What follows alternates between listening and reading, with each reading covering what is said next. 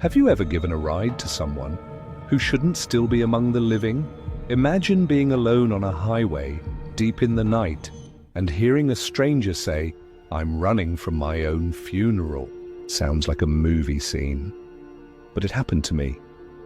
And what came next was even worse.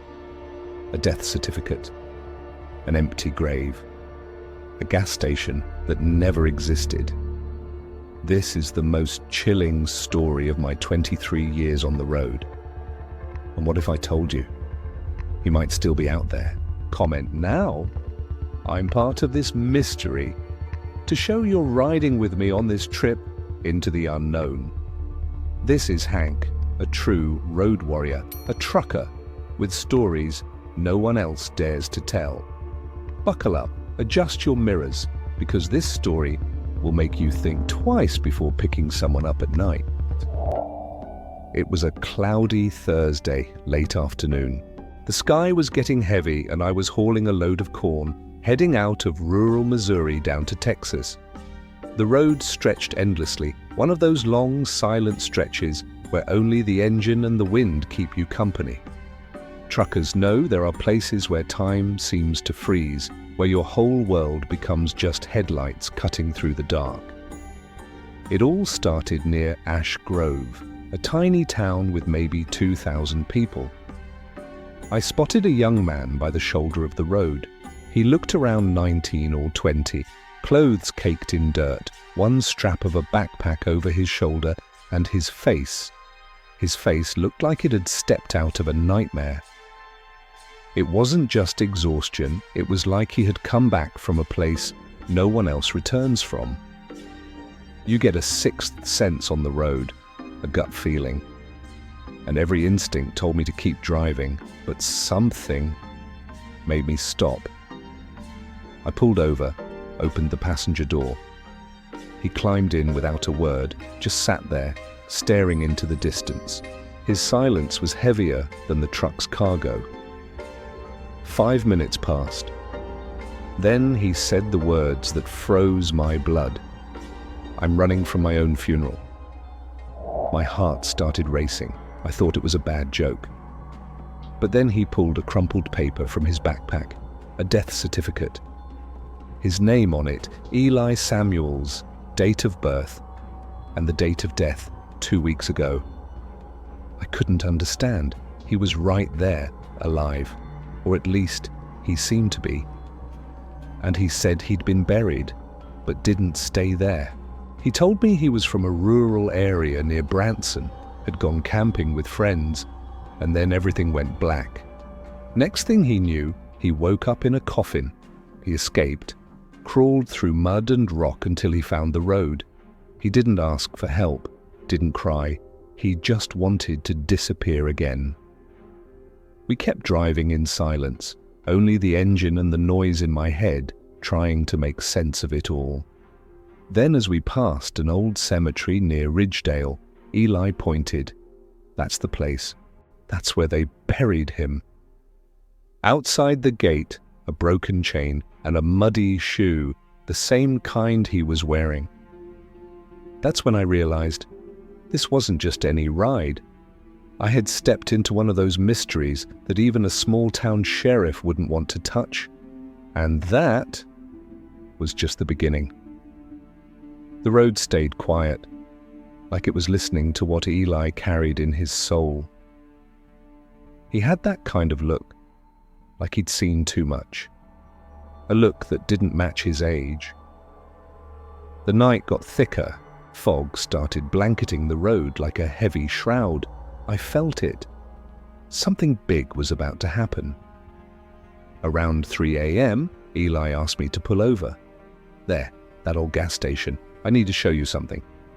I looked. A long abandoned gas station. Rusted roof, busted pumps, weeds growing through the cracked concrete. I had stopped there years ago, back when it still operated.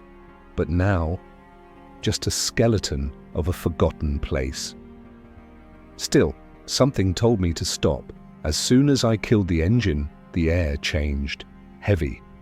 The silence wasn't just lack of sound, it was the absence of life. We got out. Eli walked straight to one of the pumps, crouched, and lifted a loose stone. Underneath was a concrete compartment with a wooden box. He opened it slowly.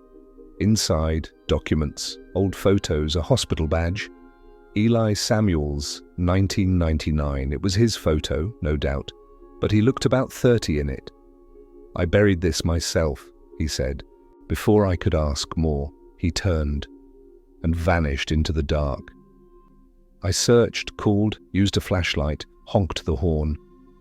Nothing.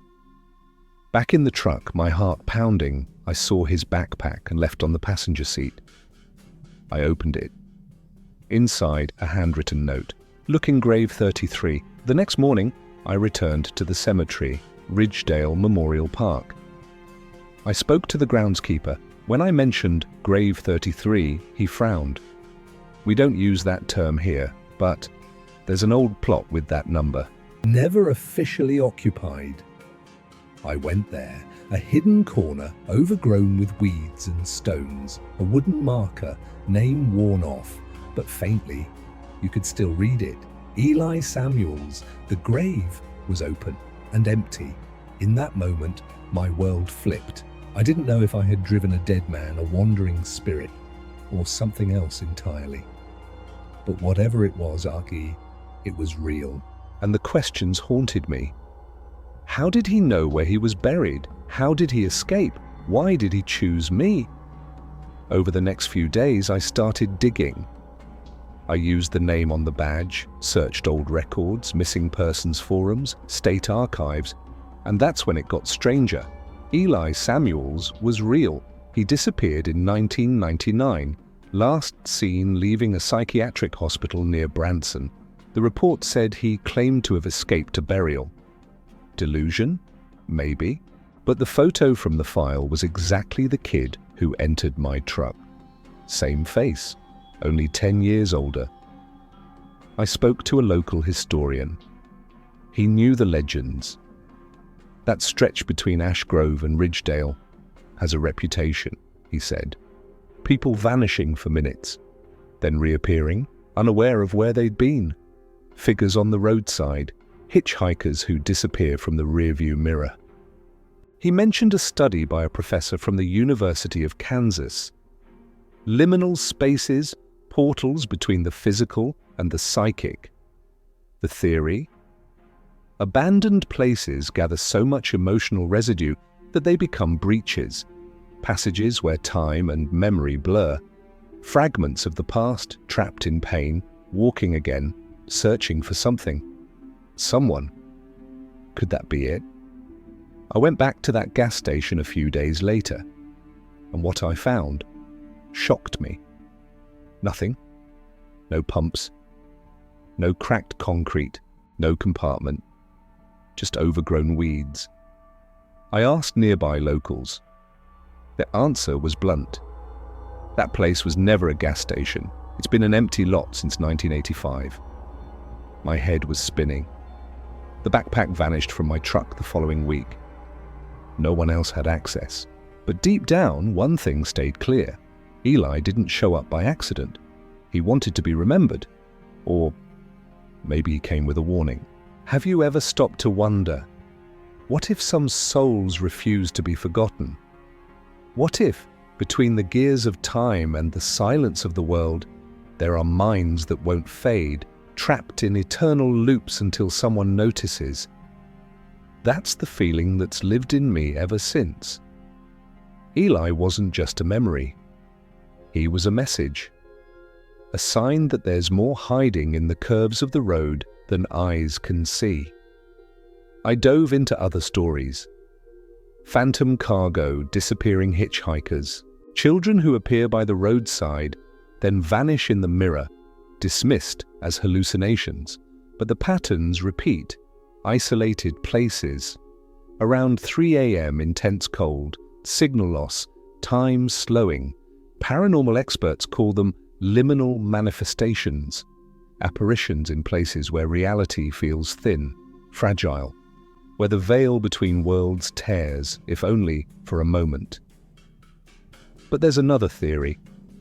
One that's even more disturbing. What if Eli wasn't caught between two worlds? What if he was part of me? A repressed reflection, a forgotten trauma, an echo of a past I never faced. I started remembering childhood dreams. That name, Eli, always came back. Nightmares about trucks, cemeteries, voices crying for help. I spoke to a psychologist specializing in dissociation and memory repression. He listened quietly and said, "Maybe Eli is a fragment of your psyche trying to reintegrate. Something you witnessed, experienced, or caused. Something buried so deep in fear it's only now returning." But how do you explain the photos, the records, the station, the grave? Maybe the truth lies in between. Maybe some stories happen outside the mind, but are born within it. Or maybe Eli was a spirit carrying the trauma of being forgotten and chose a random trucker to deliver his final message. One thing's for sure. Since that night, I've never driven the same. Every hitchhiker feels like a sign. Every curve might hide a plea. Every night carries an echo. Eli changed me, not because of the doubt, but because of the certainty that some memories refuse to die and they find a way back. Maybe he's still out there, by the side of the road, waiting for the next trucker. Maybe he's already with you. You know, after all this time on the road, I've learned one thing. Not every destination has a sign, and not every journey ends where you expect. Eli's case taught me this. Some stories weren't made to be understood, they were made to be felt. People ask me, "Tonho, do you think he was a ghost?" Others say, "Was that time travel, a message from beyond?" And my answer is always the same. Maybe it was all of that. Maybe it was none of it. Because what matters isn't the rational explanation, it's the impact that remains. The way that figure, with a backpack, dirty shoes and hollow eyes, made me question everything I thought I knew about life, death, and purpose. The note said, "Look in grave 33, so I did, and I didn't just find a grave, I found the memory of someone the world tried to erase, a nearly forgotten name, a story caught between the end and a beginning. And if that's not enough to shake you, partner, then nothing ever will be." Some people walk through life as if everything's concrete, precise, logical. But then there are the others, those who hear the whispers in the wind, who feel when the air shifts, who know the road holds more than potholes. It holds secrets. Now I look back and understand. Eli didn't just need a ride, he needed to be remembered. He needed someone to listen, to believe, to follow it through. Maybe, without meaning to, I was that someone, and that's why I tell this story. Because as long as we speak of someone, as long as we don't let their name fade, they still live. Maybe you'll never see Eli by the road, but if one day you pass through a place that's too quiet, foggy, and the air feels strange, pay attention. It might be a call, because the truth is simple and terrifying. Not every dead soul wants to rest. If you've made it this far, congratulations. You're one of the rare ones, unafraid to face the unknown. You're the kind who drives into the darkest roads, just to understand what others avoid. Now tell me, would you have picked up Eli? If so, comment below. I made it to the end. I ride strong on the road of mystery. I want to know who my real road partners are, the ones riding with me beyond logic. And hey, don't stop here. 2 videos are on screen right now, each one with stories that defy reality, cases abandoned by the police, mysteries science can't explain. Click and keep going with me. Subscribe to the channel, hit the bell, and join our community, the ones who fear nothing unexplained. And remember always, on the road of life, the scariest thing isn't what's ahead, it's what shows up in the rearview mirror. See you in the next mystery.